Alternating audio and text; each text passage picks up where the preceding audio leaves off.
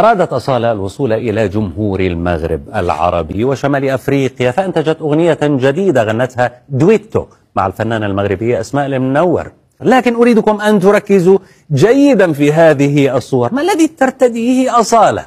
شيء تلبسه أصالة على جبينها هي قطعة من الزينة التقليدية يعرفها المغاربة والجزائريون جيدا. اسم هذه القطعة خيط الروح، خيط الروح أو الزروف الجزائري.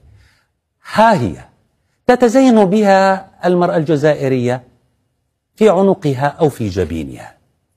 سأذهب معكم إلى فيديو نشرته اليونسكو على موقعها الرسمي، لأن هذه الطقوس مدرجة على قوائم التراث. فالعروس ترتدي الشدة التلمسانية في الجزائر، من أجزائها خيط الروح.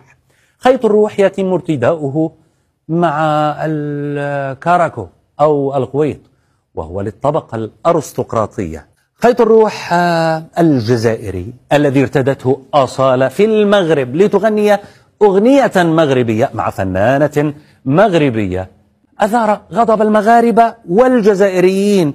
أود أن أقف عند تفصيل صغير جدا لفت نظري في هذا اللباس التقليدي. لو اقتربنا إلى هنا، هذا العقد الذي يرتدى على الرأس، إذا خرجت منه قطرة واحدة فالصبية عزباء، أما إذا تدلت منه 3 قطرات يعني الصبية متزوجة. إذا كنتم تذكرون صورة أصالة فكانت ترتدي خيط الروح بقطرة واحدة، يعني أنها عزباء مع أنها متزوجة. هذه هي قطرة واحدة، لاحظتم؟